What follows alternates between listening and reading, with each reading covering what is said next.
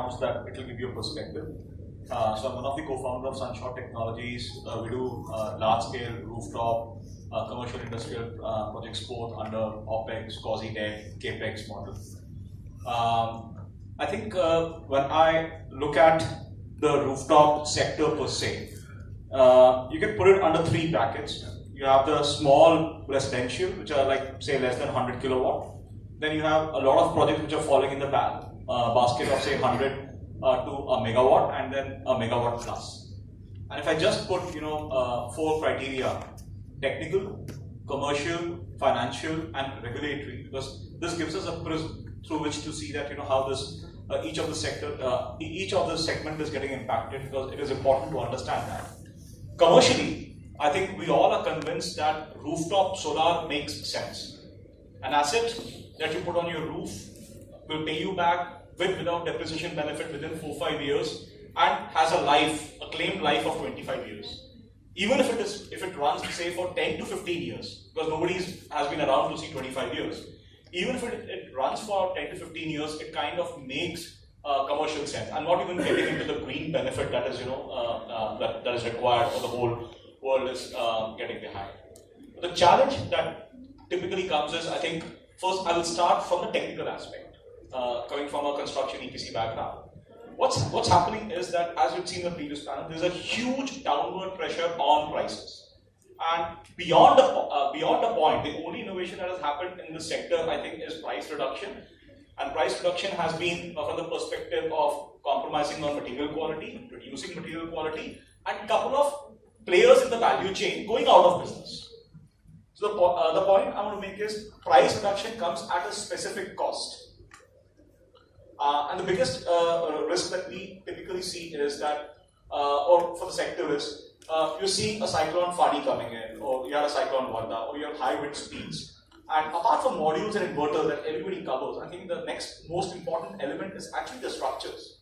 And not much civil structural engineering is going into structures. I mean, my colleague Shailesh here, he will throw more light on it. But not much due diligence is going on structures, because of it. Every time, some of the solar plants within the cities, they fly off. It's kind of a tough thing for the entire sector. And the fact is, we all know that a module weighs almost 20 kilos plus. So if it falls on somebody, it is catastrophic. So what's happening is that in this whole process of, tariff making the headlines, somewhere longevity, quality is kind of taking a backseat. We have done a power plant at Mumbai Airport. Trust me, if we would have focused on cost, we would be in news for the wrong reasons by now. Right? So that's one thing which I'm saying, that technically the sector is getting pretty badly battered. Next, I want to touch upon on the regulatory aspect, which I'm pretty sure Mr. Joshi will do a much better job. But what's happening is, why a DISCOM is not giving net metering permission, or going against net metering permission? Why are they not giving net metering along with group captive open access permission? We're seeing it from one side. The other side is, even an industrial state like Maharashtra, 30-40% of your electricity goes absolutely free of cost to farmers, or what we call the lower strata. Now, that's a socio-economic political call. I don't want to comment on it, but the fact is, somebody has to pay for it. The next maybe 20-30% goes to residential customer, which is again subsidized.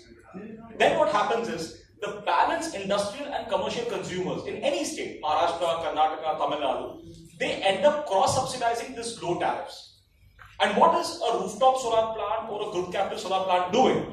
You're actually going and hitting these top-paying consumers of DISCOMs and taking away their business. And trust me, all DISCOMs here, Dipra is here, you can ask them, they are as good as junk bonds. They're rated D or below. So the fact is, you need to have capitalization of the DISCOMs, you need to have some financing scheme for the DISCOM to incentivize to promote distributed solar. Else, they don't have any incentive.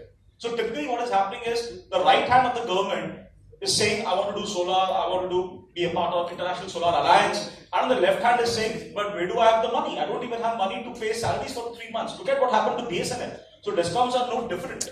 So something has to be done. So I constantly keep saying, solar rooftop does not need subsidies. If you really want to subsidize, give that money to DISCOMs to allow us to do solar with a free hand.